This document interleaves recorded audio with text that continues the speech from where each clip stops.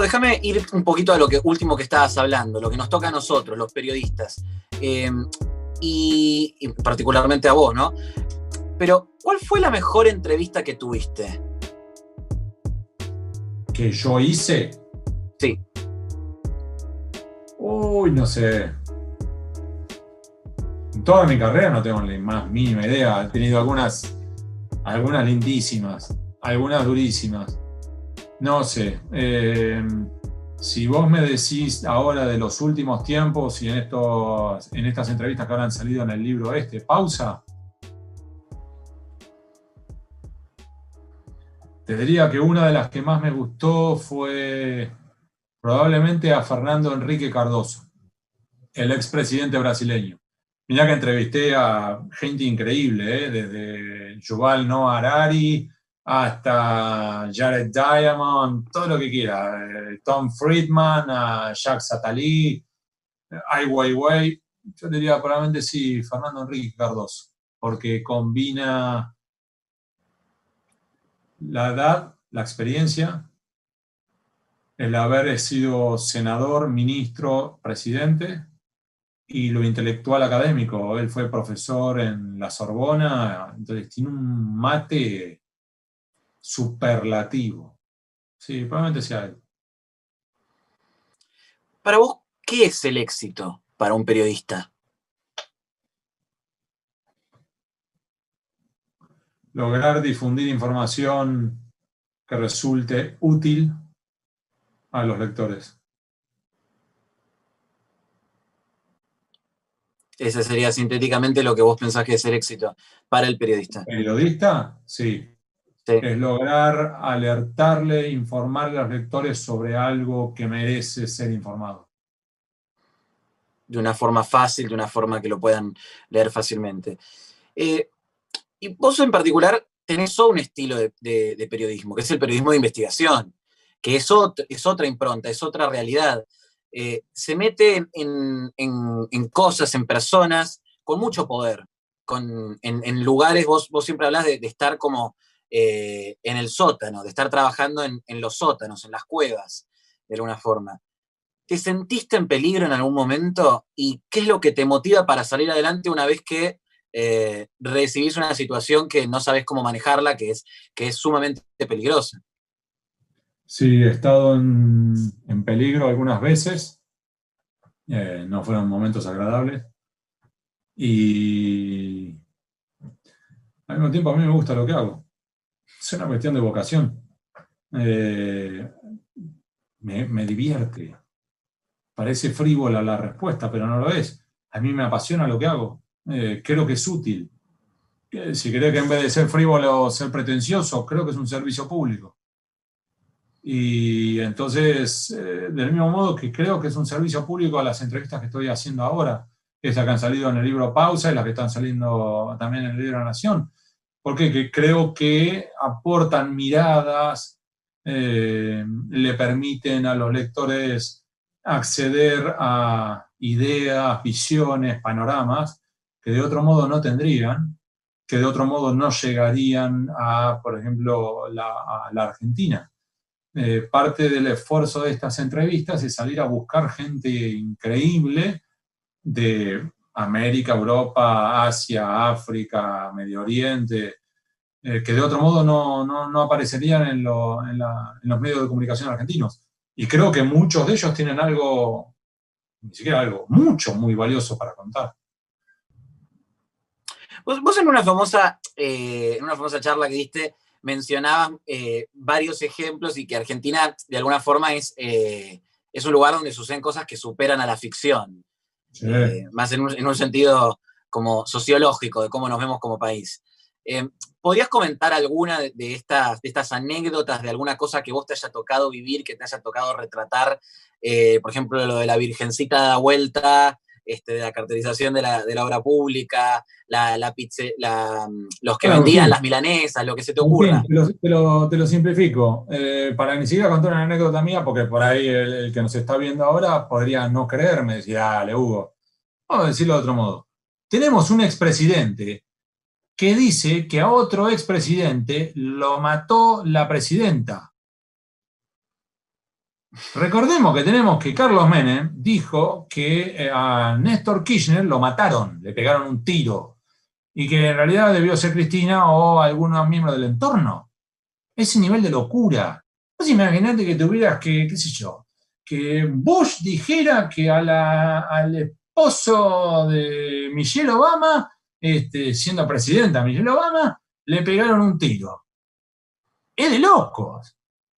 Y en este país, y vos decís, pasó de largo. Y aclaro algo, yo no creo que lo hayan asesinado a Néstor Kirchner. Néstor Kirchner se murió de un infarto, que quede clarísimo, ¿eh? Lo que te estoy diciendo es la locura surrealista que tenemos en un país donde todo es posible, donde tenés que un sindicalista que no puede explicar su patrimonio dice que para que la Argentina salga adelante basta con que dejemos de robar durante 2 años y después de eso lo votamos senador y presidente del Club Chacarita. Sí, alcanza nada más que con mirar la vida cotidiana y así hay circunstancias que no tienen ni pata ni cabeza. Tenemos un juez federal, que era Norberto Yarvide, que dice que firmó el sobreseimiento de la pareja presidencial después de que lo agarraron, literal, comillas, del cogote en su despacho. Cierro comillas. Es decir, y no pasó nada. Entonces, en realidad, ni siquiera alcanza con mis anécdotas. Basta con ver las declaraciones públicas de algunas de las figuras públicas más relevantes de este país, pero decir, no lo puedo creer. Porque si lo escucharas, que supongamos esto, que un juez federal en Alemania dijera que lo agarraron del cogote para que le cierre la investigación por enriquecimiento ilícito a Angela Merkel. Volarían pedazos el sistema político judicial alemán. Y acá, ¡bum! Por el contrario, lo quisieron invitar a Norberto Yarvide a Bailando por un Sueño. ¿O no? Entonces, es tan ridículo que además, así como ocurre eso, de inmediato ocurre otra más ridícula todavía. Entonces pasa de largo. Probablemente vos ni siquiera, Agustín, te acordabas de la de Carlos Menem diciendo que a Néstor Kirchner lo mataron. ¿Por qué? Porque pasó de largo, porque tenemos de esa todos los días. En Argentina se afanaron un misil y el ministro no renunció. Tenemos ahora que el gobierno está diciendo que vota a favor de la condena a Venezuela en las Naciones Unidas y su embajador ante la OEA dice que no. En un país normal, al embajador ante la OEA le dan la tarjeta roja y se tiene que ir a vivir a Kamchatka. En Argentina sigue siendo embajador. Te digo, esa ya es más menor, pero te puedo seguir dando ejemplos, uno atrás de otro, uno más surrealista que el otro. Sin duda, la verdad. Nos toca a todos y desde el periodismo es como que también se nota, es como difícil como retratar todas esas cosas porque uno dice por dónde arranca uno. Y hablando del periodismo, que antes le dábamos este marco de hablar de la crisis del periodismo en el mundo, es algo que lo hablamos bastante en Vía L, hicimos nuestro primer programa en radio en 2020, hablando sobre esto precisamente con Arturo Maluco, que es periodista independiente, que es compañero de estos medios, de estas cosas que se van armando en las redes. Y de alguna forma esta crisis yo te iba a preguntar, ¿a qué se debe para vos? Si intereses económicos, políticos o ideológicos, esta crisis del periodismo. Creo que todos los factores juntos. Porque tenés por un lado la enorme oleada / tsunami que significó Internet, que barrió con todo un ecosistema de medios, la idea de los medios gráficos, también por otro lado, creación destructiva, todo lo que generó a favor, por un lado. Segundo, la crisis económica global y en particular en Argentina. Tercero, los cambios de hábitos. ¿Hace cuánto que vos no compras un diario papel, Agustín?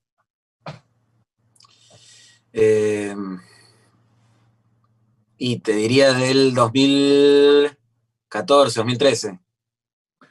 Y la pregunta sería, ¿por qué vas a comprar un diario para leer las noticias que ese mismo diario te da gratis por internet? Te lo digo de otro modo, Agustín. Me pasa en mi casa, yo no compro hace años el diario. De hecho, la última vez que compré el diario papel, mi hija, que en ese momento era chiquita, y ya ahora es grande, cuando era chiquita, me mira y me dice, bien, vamos a hacer un asado esta noche. Porque mi hija no calibró que el diario papel fuera para leer noticias. Para lo único que vislumbraba un diario de papel era para hacer bollitos de papel para encender el asado. Entonces, ha cambiado el ecosistema, ha cambiado la dinámica, la forma de consumir noticias. Y eso se combina además con que la forma de trabajar en los medios de comunicación es distinta. Antes, la idea era que vos entrabas, por ejemplo, en el diario La Nación o en el diario Clarín, y vos 40 años después te retirabas, que te invitaban a cenar, e incluso a veces te daban una medalla o una placa y listo. Ahora, la chance de que te jubiles en el mismo medio de comunicación en el cual estás trabajando los 22 es inviable, es imposible. Además, se te da que muchos hoy trabajan, por ejemplo, por lo que llama contribuciones, colaboraciones y demás. Con lo cual, para llegar a fin de mes, vos necesitas tener múltiples oportunidades y abanicos laborales. Y eso a su vez te genera que termine siendo para ahí más dependiente de algunas pautas publicitarias, que a su vez esas pautas publicitarias te imponen algunas condiciones. Y a eso se suman además las redes sociales, que terminan siendo un elemento para favor, para difundir información, llegar mucho más lejos, a otras audiencias que de otro modo no llegaría. Por ejemplo, yo tengo un sistema métrico que me permite en algunos de mis materiales por redes sociales, yo tengo gente que me está leyendo fuera de joda, en África. La única vez que vi, en Mozambique me estaban leyendo. ¿Quién está en Mozambique leyéndome? No tengo la más mínima idea. Pero hay alguien, no sé si es algún diplomático argentino, algún empresario argentino, no sé. Pero por las redes sociales y por ejemplo, las oportunidades que te ofrece Internet, puedo llegar ahí. ¿Sí? Ahora, así como te digo eso, Agustín, también tenés el lado B de las redes sociales, que es alimentan y exacerban la grieta. Entonces, tenés burbujas que no se conectan entre sí. Vos tenés el que cree que Mauricio Macri es un gato y encarna la de nueva dictadura, y quienes consideran que Cristina es una yegua. Y no se conectan entre sí. Y entonces vos tenés el que cree que Macri era la dictadura y quienes creen que con Cristina estamos en Venezuela. Y como no se conectan entre sí y no les importa conectarse entre sí, viven dos planetas en dos universos paralelos. Entonces, tenés todo esto dando vuelta, entre otros, muchos factores que no me quiero alargar más, porque además ya se nos está haciendo demasiado largo, pero digamos, hay múltiples factores que se van complejizando y dificultando nuestro trabajo periodístico cotidiano. Esto que vos mencionabas me parece muy importante, lo que decías de la grieta. Cómo exacerban estos distintos actores, no solo las redes sociales, sino también los actores, las personas. En ese sentido, por ejemplo, hay una guerra de acusar de operador político, operador mediático, operador judicial a un montón de gente. A vos mismo te han tratado de operador judicial. Y muchos de los que te lo decían encima eran personas, periodistas, que tienen pésimos antecedentes profesionales de alguna forma, que venden el discurso al mejor postor, a veces se ve, que es algo de lo que también sos muy crítico. Esta cosa, esta guerra mediática, ¿qué es lo peor que le trae? ¿Qué es lo que vos ves que es lo peor que le trae para la sociedad? La desconexión. Que la sociedad al final ya no sabe a quién creerle, y como no sabe a quién creerle, dice, ¿sabes qué? No quiero estar metido en el baile, en este baile. No me importa, no le creo a ninguno, no sé a quién creerle, ¿sabes qué? Buenas noches. Chao. Entonces, en ese contexto, lo que terminamos generando es que una suerte como de nuevo elitismo. Tenés un grupo minúsculo que sí consume noticias, que sí juega el partido político, informativo, judicial, periodístico y demás, y una enorme masa de población que dice, ¿sabe qué? No me interesa, yo voy a seguir viendo los posteos del viejo Garca o el que sea, el cosito de la pizza. ¿Por qué? Porque estos que en teoría son los serios terminan siendo más ridículos que el viejo Garca, que por lo menos me divierte con lo que es humor. Entonces, en ese contexto nos toca perder a todos. Y entonces, creo que en parte, alguno de las, no sé si premisas previas de algunos de los jugadores es desgastar a quienes son creíbles. No sé si es la premisa previa, pero se dieron cuenta que esto ocurre y se benefician de esto. ¿Y vos qué le recomendarías de alguna forma a la gente que no quiere entrar en esa guerra mediática, medios oficialistas, medios opositores, pero tampoco quiere caer de alguna forma en la manipulación mediática, en la fake news. ¿Qué le recomendarías a esa gente para que se pueda informar bien? Que aprovechen la oportunidad que da Internet, de que a un clic de distancia tenés gratis información de todo el mundo. Que se desafíen a sí mismos, que no se queden con aquellos que confirmen sus creencias previas. Busquen información en serio. Busquen quién dice algo distinto, por qué dice algo distinto. Que busquen medios de calidad. Vos podés buscar medios de calidad que sean más cercanos a los de centro-derecha. Vamos afuera de la Argentina para no incomodar a nadie. Vos podés decir, mira, veo algo más liberal como The Economist, veo algo más de centro-derecha para mercado como el Wall Street Journal, o puedo ver algo más de centro-izquierda como el New York Times, o algo más, si querés, Watchdog, como sería el Washington Post, o incluso algo más de centro-izquierda como podría ser Le Monde Diplomatique. Entonces vos podés ir buscando distintos abordajes para la misma historia. Entonces, por ejemplo, ¿Trump es tan delincuente como dicen o no? Pégale una lectura a varios portales de comunicación, incluso de distintos países, de Estados Unidos o de otros países. Voy a decir, mira, no entiendo ningún idioma, no sé francés, no sé italiano, no sé alemán, no sé nada.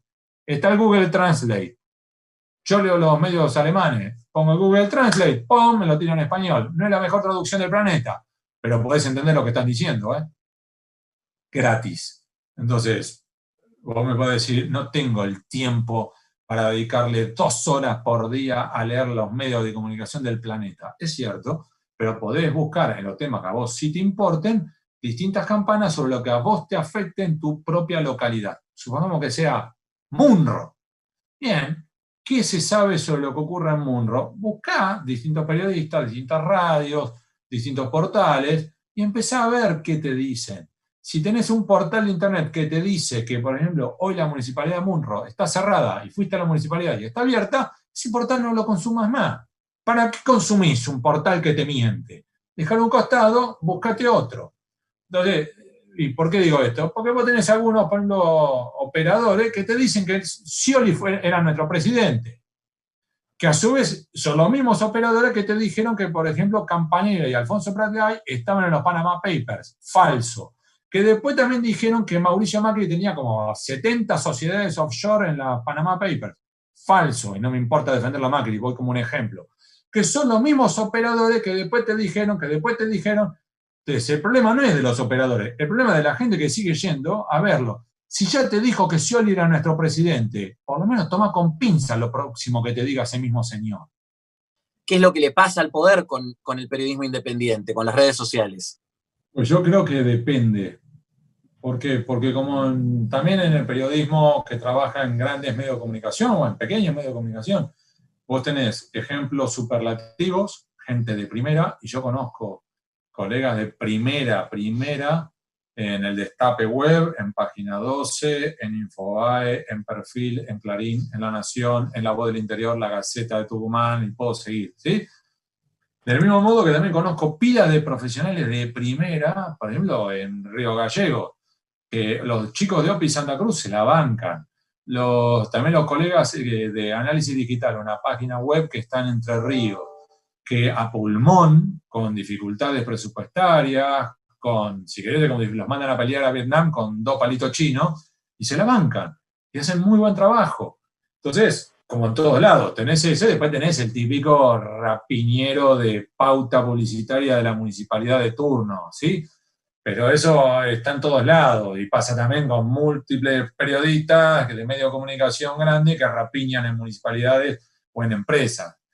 Entonces, yo creo que en realidad lo que sí tenemos hoy con las nuevas tecnologías, plataformas y demás, es una enorme oportunidad para hacer proyectos súper piolas, reducir los costos y como mínimo, Agustín, experimentar, ver qué funciona y qué no. Supongamos esta entrevista que vos y yo estamos ahora teniendo.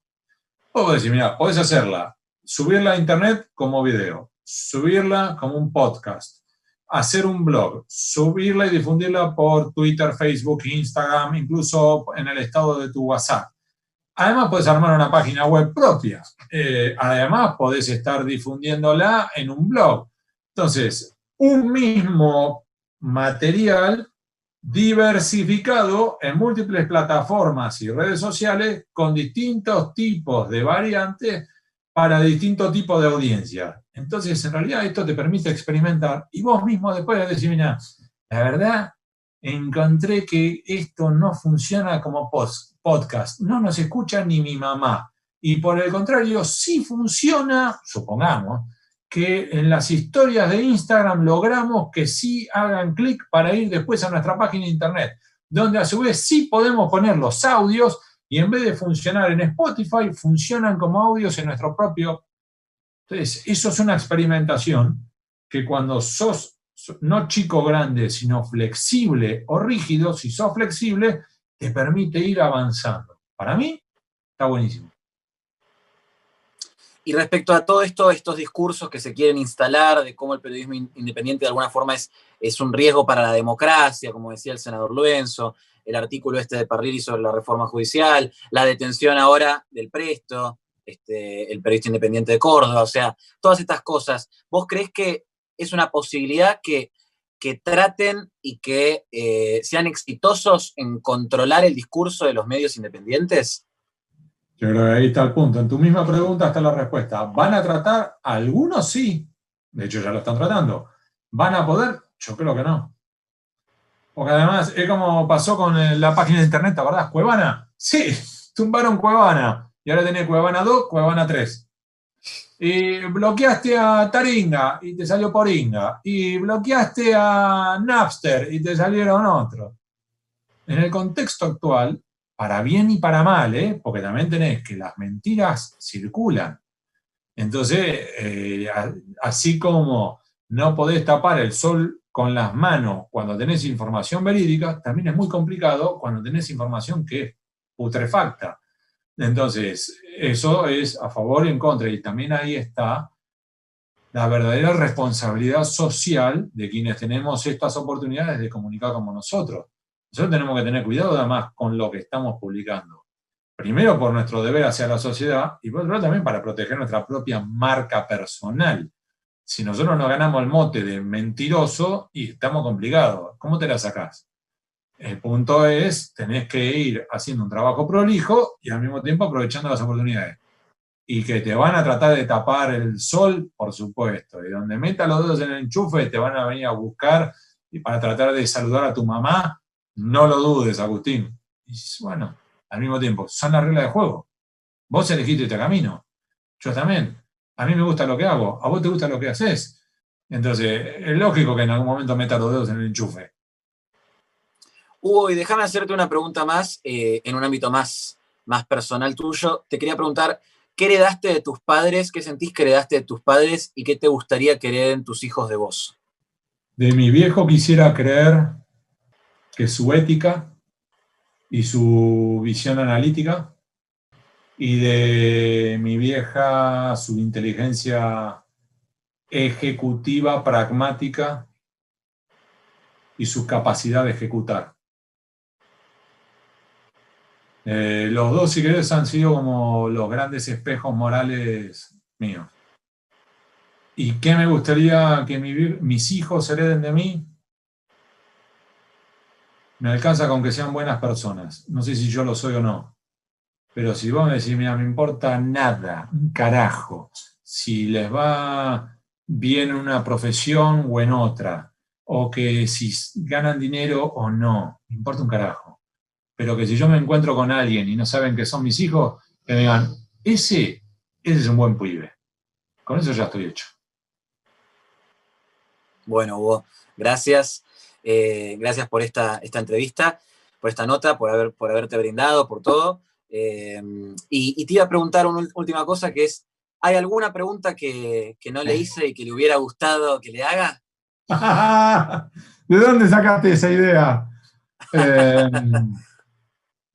Es una buena pregunta. No, creo que abordamos todo. Si querés, me gustaría volver a un punto, Agustín, que es esa que vos dijiste antes, ¿no? ¿Sos optimista? Sí. Y quiero cerrar con eso por una cuestión de dar esperanza, ¿no? ¿Soy ingenuo? No. ¿Soy naif? No. ¿Soy tilingo? No. ¿Frívolo? No. Y aún así creo que esto es posible mejorarlo, sí.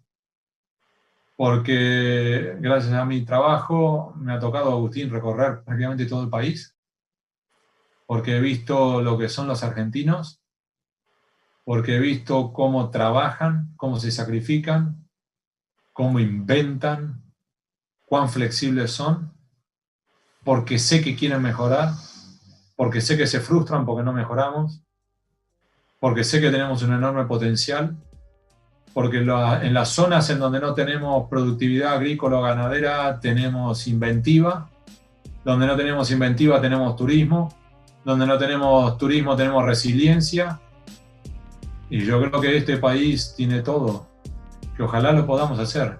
No va a ser fácil, no va a ser una cuestión de meses, no va a ser una cuestión de años, probablemente ni vos ni yo lo veamos, y yo creo que una de las cosas que también me genera más esperanza, ¿sabes cuál es? Es que yo creo que hay muchos argentinos que si vos les decís, ¿estás dispuesto a comer el arroz el resto de tu vida para que tus hijos tengan arroz con choclo? No te digo con pollo, arroz con choclo.